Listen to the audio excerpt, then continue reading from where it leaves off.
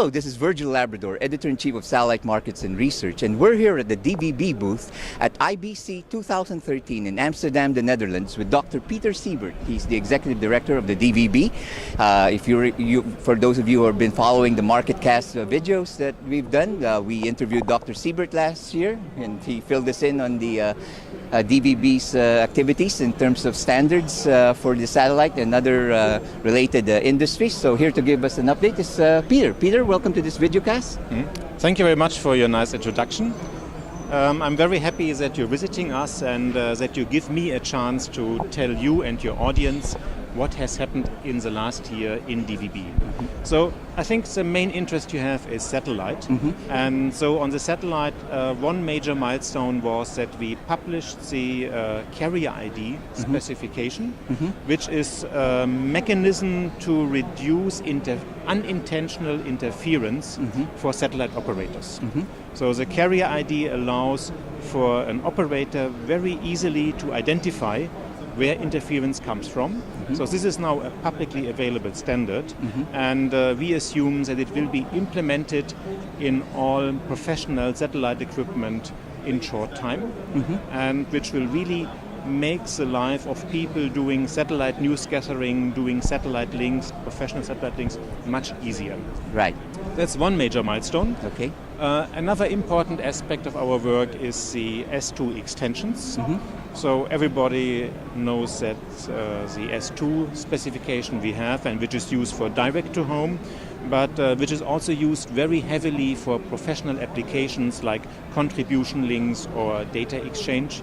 So first triggered by professional requirements from professional users, we have looked again into our S2 specifications, and we made the necessary extensions to increase the data rates on the one side for high signal-to-noise ratios, for big antennas, for professional transmissions.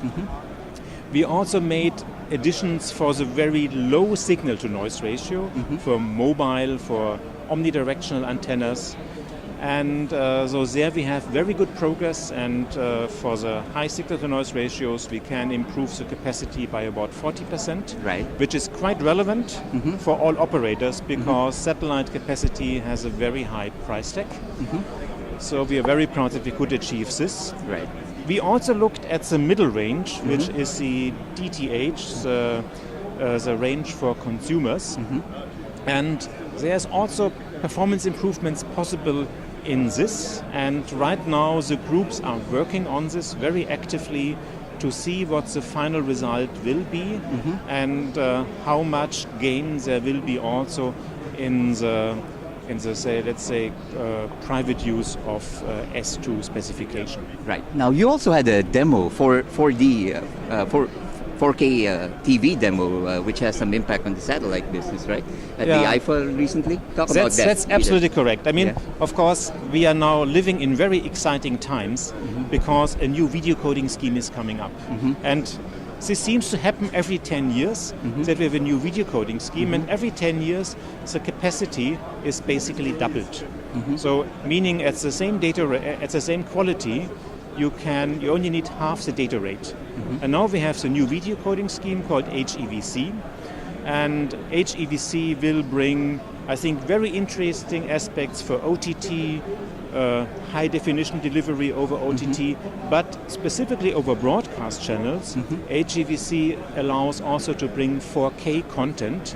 And last week in Berlin at IFA, we had a demonstration where we showed 4K HEVC delivery over a satellite link. Satellite capacity was provided by Eutelsat. So it was a live transmission from Paris to Berlin, and we had very nice big displays on the booth and showed very nice 4K pictures. In parallel, we also had C2 on the booth, so we also showed 4K over C2. And finally, here we show 4K over T2. So we have here a small antenna receiving. You have a nice 4K display and a set-top box receiving the signal. And the transmission comes from a TV tower outside of the hall. So this is a real So this is something that we can see maybe in the future for satellites, right? Of course. And the message from our side is whether it's satellite, cable, terrestrial, DVB provides the necessary specifications to transmit HEVC and 4K content over all delivery schemes. So from a DVB side, we are ready for the new technology. Right. Now, you said that technologies like this come maybe every 10 years, and this might be the next wave. So let's talk about HEVC a little bit more. So it stands for highly efficient video coding, right? It stands for high efficient video coding. Right. Yeah. Talk about that a little bit more, and then what you are doing with that, new technology. Yeah, the special thing is that it allows to transmit the same quality at half the data rate. So all for a sudden, certain applications which were not possible before because the transmission channel was too expensive or the transmission channel was too limited are now possible. And one of the first applications I see in this aspect is transmission of over-the-top television, meaning over the open internet, of high-definition content. Right. So for the time being, over the top was mostly limited to standard definition, but with this new standard we can easily transmit also high definition over the top. Another important aspect is mobile television. Mobile television channels have a very limited capacity, but with HEVC we can also now transmit high definition content over mobile channels, and that's very relevant because we have now these very nice tablet displays which have basically a high definition display, and you need some signal which is good enough to give a good user impression on these nice displays. Right. And that's possible with HEVC. So there I see a big potential in this aspect. Of course also for satellite transmission.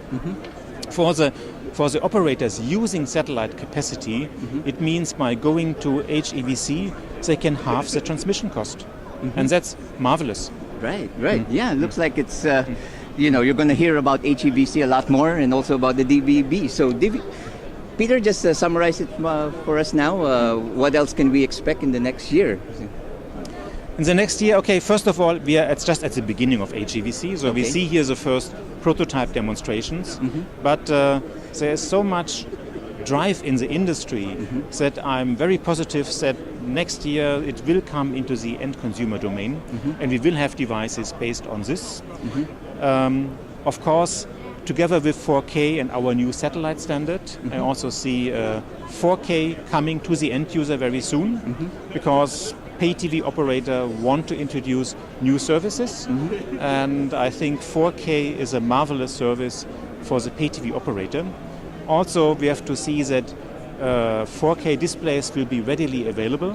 Already this display here is something you can buy in a normal shop, and I would assume by next year we will have many display manufacturers who offer 4K displays at very reasonable prices. So I see a big drive coming from this development. Well, there you have it, and we will be covering the developments both from the DVD and all the other new developments in the satellite and related industries. And for all the news and information on the global satellite industry, you always have www.satellitemarkets.com. Thank you.